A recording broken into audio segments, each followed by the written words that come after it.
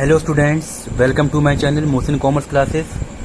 Last video में मैंने working capital management के जो क्वेश्चन किए थे वो current assets minus current liabilities के बेस पर उस मेथड पे किए थे, यानी करंट एसेट्स और करंट लायबिलिटीज़ के मेथड के बेस पे वर्किंग कैपिटल रिक्वायरमेंट कैलकुलेट की थी। अब हम बात करते हैं, दूसरा मेथड है ऑपरेटिंग साइकिल मेथड। इसमें हम क्या करते हैं, एक ऑपरेटिंग साइकिल मेथड निकालते हैं कैश का। कैश से जब परचेज की जाती है रॉ मटेरियल से क्या होता है, फिर उसको प्रोडक्शन में लाया जाता है, प्रोडक्शन से फिनिश गुड्स यानी तैयार माल होता है, और फिनिश गुड्स से फिर से उसको बेचा जाता है डेटर्स को। डेटर्स से फिर क्या होता है, डेटर्स से सीधे फिर कैश आती है, यानी इसको हम ऑपरेटिंग साइकिल मेथड या पीरियड टाइम कहते हैं। चलिए, इसके क्वेश्चन किस तरह से डील होते हैं, किस तरह से करते हैं, इसकी प्रैक्टिस हम लोग करते हैं। ठीक है, चलिए क्वेश्चन कहता है क्या, from the following information calculate working capital requirement bye operating cycle method. हमें निकालनी है working capital requirement with the method of operating cycle method. इसमें हमें ओपनिंग बैलेंसेस दे रखे हैं 1 जनवरी 2016 के, और क्लोजिंग बैलेंसेस दे रखे हैं 31 दिसंबर 2016 के। रॉ मटेरियल दे रखा है हमें 4300 और 4700। वर्क इन प्रोग्रेस दे रखा है हमें 3000 5000। फिनिश गुड्स दे रखा है 5000 7000। सन्ड्री क्रेडिटर्स दे रखे हैं 8820 7020। Sundry creditors 2100 3180। Purchase of raw materials in the year दे रखा है हमें 16060। कंजम्पशन ऑफ रॉ मटेरियल दे रखा है 16425। डेप्रिसिएशन दे रखा है 1700। Excise duty paid during the year 9800। Wages दे रखी है, वेजेस एंड मैन्युफैक्चरिंग एक्सपेंसेस दे रखे हैं 11575। फैक्ट्री एक्सपेंसेस दे रखे हैं 8800। एडमिनिस्ट्रेशन एक्सपेंसेस दे रखे हैं हमें 20500। Selling expenses 8200। Sales during the year दे रखी है हमें 80300। तो बच्चों, हमें जो ये इन्फॉर्मेशन दे रखी है इस क्वेश्चन के बेस पे हमें निकालना है वर्किंग कैपिटल रिक्वायरमेंट। ठीक है, with the method of operating cycle method. चलिए स्टार्ट करते हैं, कैसे होगा इसका सॉल्यूशन।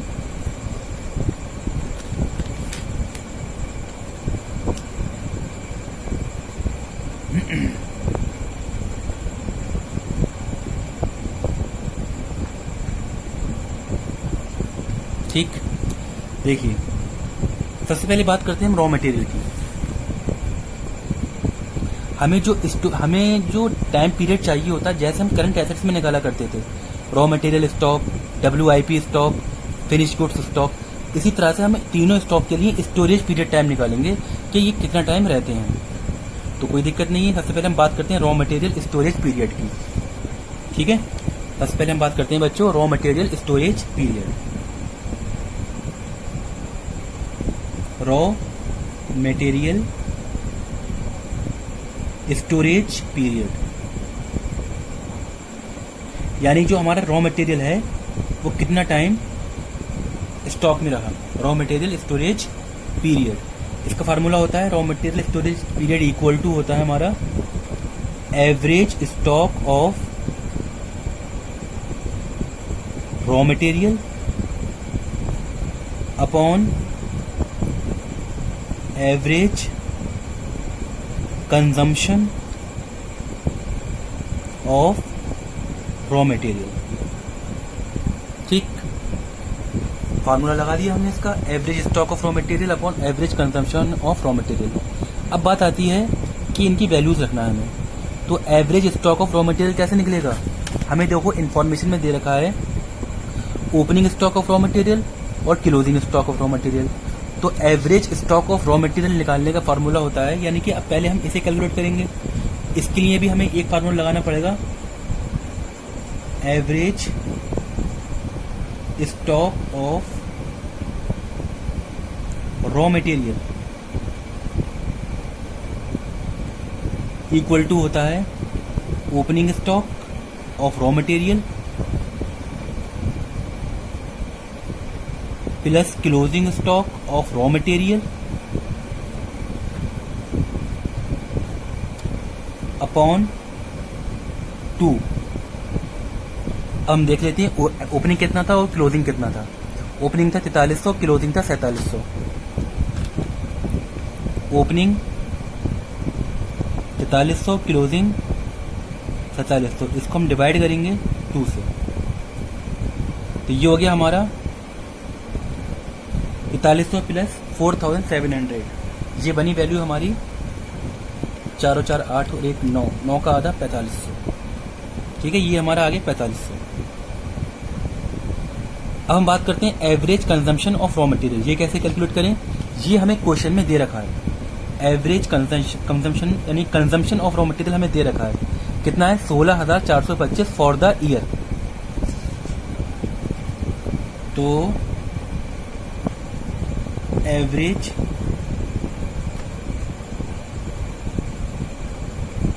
कंजम्पशन ऑफ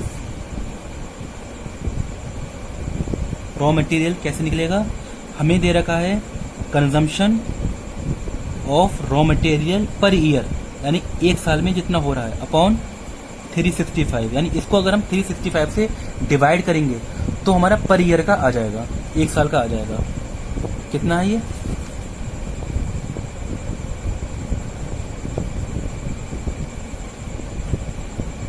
या इसको ऐसे ही करते हैं, इसको डायरेक्टली फार्मूले में ही पुट करेंगे, इससे हमारा स्पेस बच जाएगा।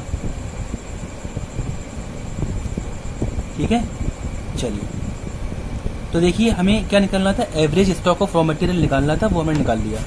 और average consumption of raw material ऐसे ही निकाल लेंगे। देखिए हम लिखेंगे इसको, देखिए average stock of raw material हमने अभी कैलकुलेट किया 4500 रुपये का, divide by average consumption of raw material निकलेगा हमारा। देखिए कंजम्पशन ऑफ रॉ मटेरियल हमें दे रखा है एक साल का 16,425, तो 16,425 को हम डिवाइड करेंगे 365 डेज से, तो पर डे का आ जाएगा। अब इसको सॉल्व कर लेते हैं, तो 4500 डिवाइड बाई 16,425 को हम डिवाइड करेंगे 365 से, तो ये आएगा हमारा 16,425 डिवाइड बाई 365, ये वैल्यू आई हमारी 45। यानी अगर देखा जाए इस 45 से अगर हम इसको डिवाइड करेंगे तो हमारा आ जाएगा 100 डेज। ये जो हमारे पीरियड आएगा ये डेज में आएगा, कैलकुलेट होगा। जैसे हमने स्टोरेज और stock of raw material stock का जो स्टोरेज पीरियड निकाला वो 100 डेज में निकाल लिया। अब हम बात करते हैं सेकंड,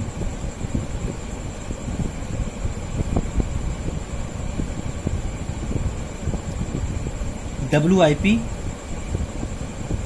कन्वर्जन पीरियड। ठीक है, WIP कन्वर्जन पीरियड, इसका फॉर्मूला होता है बच्चों average stock of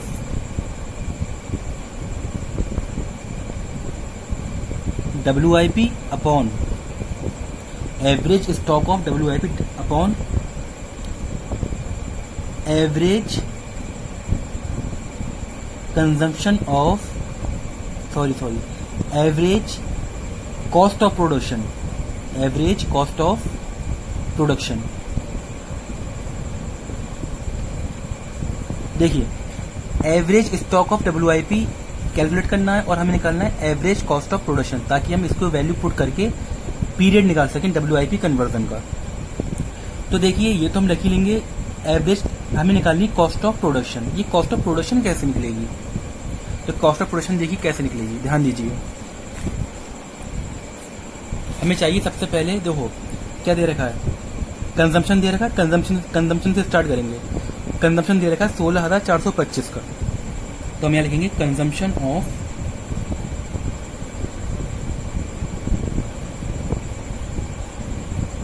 raw material.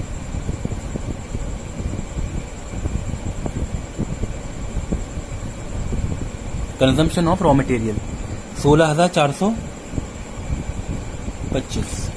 ठीक है, स्टॉक से क्रेडिटर से डेटा से मतलब नहीं है अभी हमें। उसके बाद परचेज से मतलब नहीं है, कंजम्पशन ले लिया। उसके बाद ये डेप्रिसिएशन दे रखा है, ये भी हमारा फैक्ट्री यानी मैन्युफैक्चरिंग से रिलेटेड खर्चा है। डेप्रिसिएशन ले लेंगे 1700 का, इसमें हम ऐड कर देंगे डेप्रिसिएशन,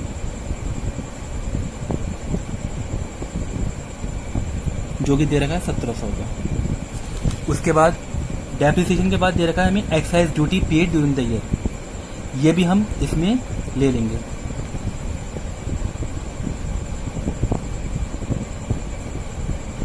एक्साइज ड्यूटी पेड कितनी है, excise duty paid during the year दे रखी है 9800 की, ये भी हम इसमें इंक्लूड करेंगे। उसके बाद वेजेस एंड मैन्युफैक्चरिंग, ये भी हम इसमें इंक्लूड करेंगे। वेजेस एंड मैन्युफैक्चरिंग एक्सपेंसेस, ये हमें दे रखे हैं 11,575 के। ठीक है, उसके बाद हम बात करते हैं फैक्ट्री एक्सपेंसेस, ये भी हम इसमें इंक्लूड करेंगे। फैक्ट्री एक्सपेंसेस ये हमें दे रखा है बच्चों 8800 रुपये का, ये भी हम इसमें लेंगे। उसके बाद एडमिनिस्ट्रेशन एक्सपेंसेस दे रखे हैं, ये भी लेंगे।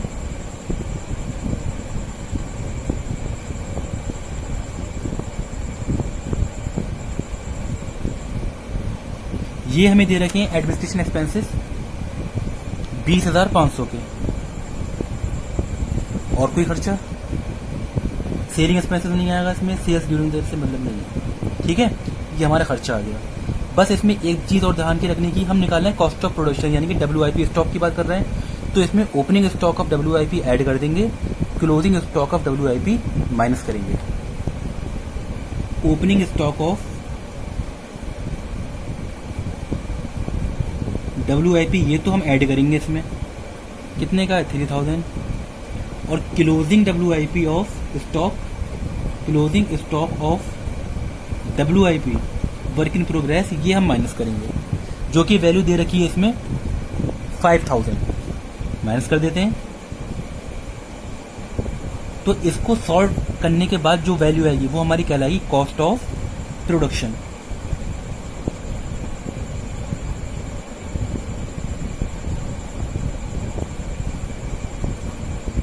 कर लेते हैं 16,425 plus 1700 plus 9800 plus 11,575 plus 8800 plus 20,500 plus 3,000 minus 5,000, ये वैल्यू है हमारी 66,800। चलिए अब फार्मूला बेस पे चलते हैं। अब हमने कॉस्ट ऑफ प्रोडक्शन निकाल ली, अब हम इस वैल्यू के बेस पे इसकी वैल्यू निकालेंगे। तो एवरेज स्टॉक ऑफ WIP कैसे निकलेगा, opening stock of WIP plus closing stock of WIP upon 2। तो ओपनिंग स्टॉक हमारा कितना दे रखा है स्टॉक का 3000 प्लस क्लोजिंग दे रखा है WIP का 7000। ठीक है ना, देखिए WIP का स्टॉक ओपनिंग कितना है 3000, क्लोजिंग कितना है 5000, सॉरी 5000। तो 5000 इन दोनों को ऐड करेंगे, इन दोनों का जो टोटल आएगा उसको हम 2 से डिवाइड करेंगे, तो हमारा आ जाएगा एवरेज स्टॉक ऑफ WIP, जैसे कि हमने ऊपर किया था। ऊपर हमने इसको अलग से दिखा दिया था, चाहे तो ऐसे भी दिखा सकते हैं। ठीक है ना, इससे हमारा टाइम बच जाएगा। नेक्स्ट है एवरेज कॉस्ट ऑफ प्रोडक्शन, ये कैसे निकालेंगे, तो जो कॉस्ट ऑफ प्रोडक्शन की अमाउंट दे रखी है 66,800 जो हमने अभी कैलकुलेट की बच्चों, इसको हम डिवाइड करेंगे 365 से, तो हमारा एवरेज आ जाएगा। चलिए इसको सॉल्व करते हैं। 5 और 3 8 का आधा 4 डिवाइड बाई 66,800 डिवाइड बाई 365, ये वैल्यू आई हमारी 183। इससे मैं इसको डिवाइड करूंगा 4000 डिवाइड बाई 183, ये वैल्यू आई हमारी 22 डेज। ठीक है, तो हमारा WIP स्टोरेज पीरियड भी आ गया।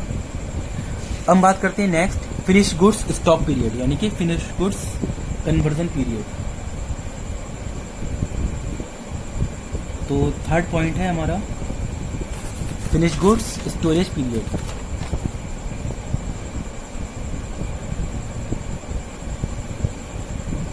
फिनिश गुड्स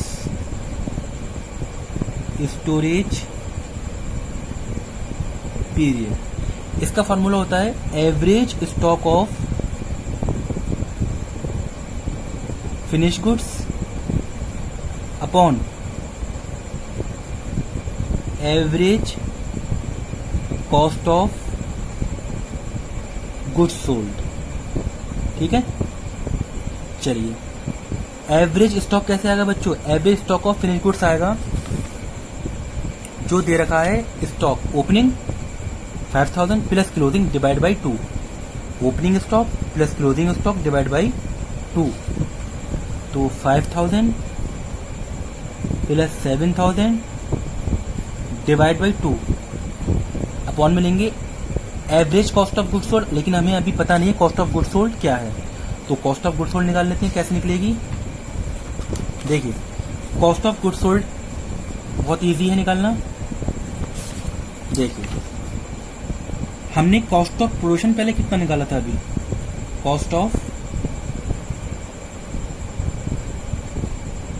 ये हमारा आया था 66,800,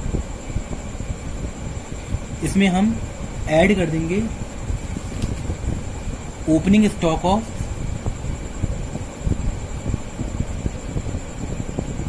फिनिश गुड्स जो कि है 5000 और माइनस कर देंगे closing stock of finish goods जो कि है बच्चों 7000, ये हम माइनस कर देंगे तो हमारा आ जाएगा कॉस्ट ऑफ गुड्स सोल्ड, तो 66,800 प्लस 5000 माइनस 6000, ये बैठा हमारा 64,800। अब बच्चों हमारा कॉस्ट ऑफ गुड्स सोल्ड आ गया, तो अब हम निकाल सकते हैं क्या, average cost of goods sold, तो 64,800 हमारा कॉस्ट ऑफ गुड्स सोल्ड है, इसको हम डिवाइड करेंगे 365 से, तो ये हमारा आ जाएगा एवरेज।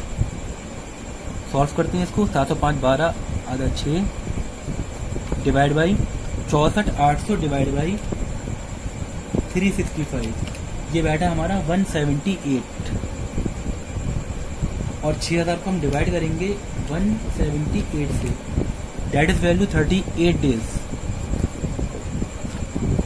सही है, ये हमारी डेज आएगा 38 days.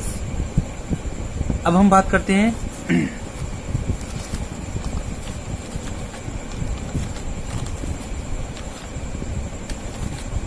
Raw material storage period आ गया, फिनिश गुड्स स्टॉक पीरियड आ गया, WIP स्टॉक पीरियड आ गया। अब हम बात करते हैं डेटर्स कलेक्शन पीरियड। नेक्स्ट है हमारा पॉइंट चौथा, डेटर्स कलेक्शन पीरियड, इसका होता है average debtors upon credit sales into 365 days. तो एवरेज डेटर्स हमारे हैं ओपनिंग 8820 प्लस करेंगे क्लोजिंग वाले इसमें 7020, opening debtors plus closing debtors divide by 2 upon credit sales. तो जो सेल दे रखी है हम एज्यूम कर लेंगे टोटल कैसी है, क्रेडिट है 80,300 की, 80,300 इंटू 365, इसको सॉल्व करेंगे 8820 प्लस 7020 डिवाइड बाई 2, ये बनी हमारी 7920 डिवाइड बाई 80,300, 7920 डिवाइड बाई 80,300 इंटू 365, ये हमारे बैठे 36 डेज। इसके बाद हमारा नेक्स्ट पॉइंट है payment to creditors period, payment to creditors period, इसको हम निकालेंगे average creditors upon credit purchase into 365, 365। Average creditors कैसे निकलेंगे? Opening creditors plus closing creditors divide by 2। ये दे रखे हैं हमें 2100 और 3180। 2100 opening, 3180 closing divide by 2 upon में क्रेडिट परचेज। जो परचेज दे रखी है रॉ मटेरियल की हमें 16,060। कुछ नहीं कह रखा तो हम एज्यूम कर लेंगे ये टोटल कैसी है? क्रेडिट परचेज है। सॉरी, ये जो परचेज दे रखी है टोटल कैसी है? क्रेडिट। तो 16,060 इंटू 365, ये बनी हमारी 2100 plus 3180 divide by 2, 2640 divide by 16,060 into 365।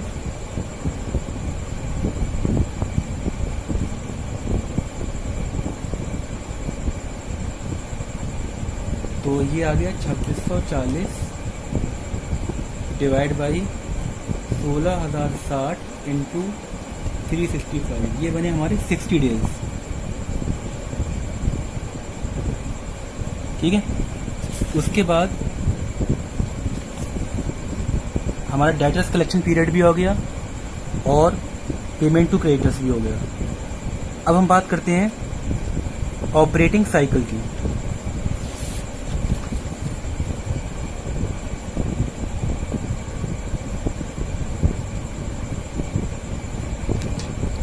Operating cycle equal to होगा हमारा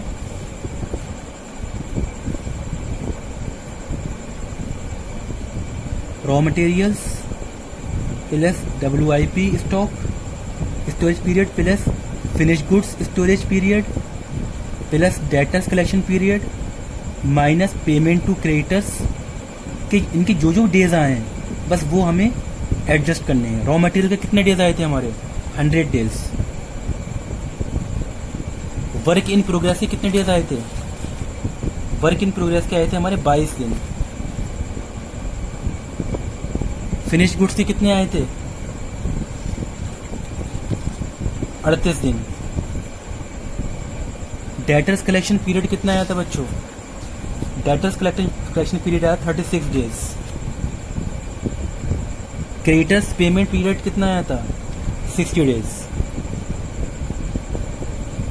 तो ये सब ऐड कर दो और 60 माइनस कर दो इसमें से। तो 100 प्लस 22 प्लस 38 प्लस 36 माइनस 60, ये बैठा हमारा 136 डेज। तो ऑपरेटिंग साइकिल पीरियड हमारा आ गया, ऑपरेटिंग साइकिल पीरियड आ गया हमारा 136 डेज। ठीक है, अब हम निकालेंगे वर्किंग कैपिटल रिक्वायरमेंट की। हमें चाहिए एनुअल ऑपरेटिंग एक्सपेंसेस।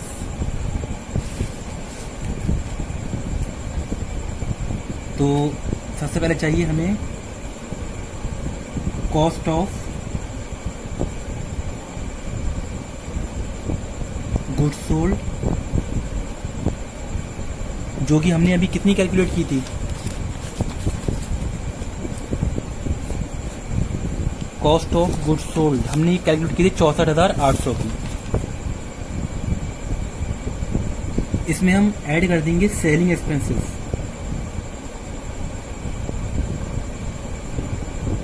जो कि दे रखे हैं ये सेलिंग एक्सपेंसेस दे रखे हैं हमें 8,200 के। ये दे रखे हैं 8,200 सेलिंग एक्सपेंसेस, ये हम इसमें ऐड कर देंगे। और हम इसमें माइनस कर देंगे डेप्रिसिएशन, क्योंकि ये नॉन कैश आइटम होता है। डेप्रिसिएशन दे रखा था हमें क्वेश्चन में 1,700 का, ये हम माइनस कर देंगे क्योंकि ये नॉन कैश आइटम है। ठीक है, अब और तो कुछ है नहीं, एक्सपेंसेस ये भी आ गया, अब तो कुछ नहीं है। ठीक है, तो ये हमारी ये आ जाएगा operating expenses per year per annum 64,800 plus 8200 minus 1700, ये आ गया हमारा 71,300। ठीक है। देखिए ऑपरेटिंग साइकिल पीरियड बन जाता है 136, तो हमें ये देखना है कि number of operating cycle period कितना बनेंगे एक साल में। तो number of operating cycle in a year कितने बनेंगे, एक साल में कितने बनना है। तो हम 365 डेज को डिवाइड कर देंगे 136 डेज से। तो 365 डिवाइड बाई 136, ये बने हमारे 2.68। ये 136 हमारा ऑपरेटिंग साइकिल पीरियड है और ये ईयर के 365 डेज हैं। तो इसको हम डिवाइड करेंगे तो number of operating cycle period आ गया, यानी एक साल में कितनी बार आएगा नंबर ऑफ, यानी कितने बार number of operating cycle period work करेगा। अब हम निकालेंगे working capital requirement. Working capital required equal to operating expenses per annum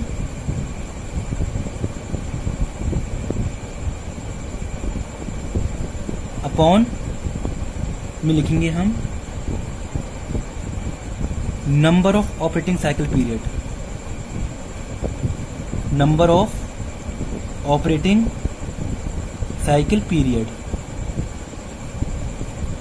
operating expenses per annum 71,300 divide by 2.68, 71,300 divide by 2.68, ये बना हमारा 26,604 रुपये। ये हमारी वर्किंग कैपिटल रिक्वायरमेंट आ गई। आई होप आपको ये कॉन्सेप्ट समझ में आया होगा। वीडियो समझ में आई हो तो इसको लाइक कीजिएगा। Okay, thank you.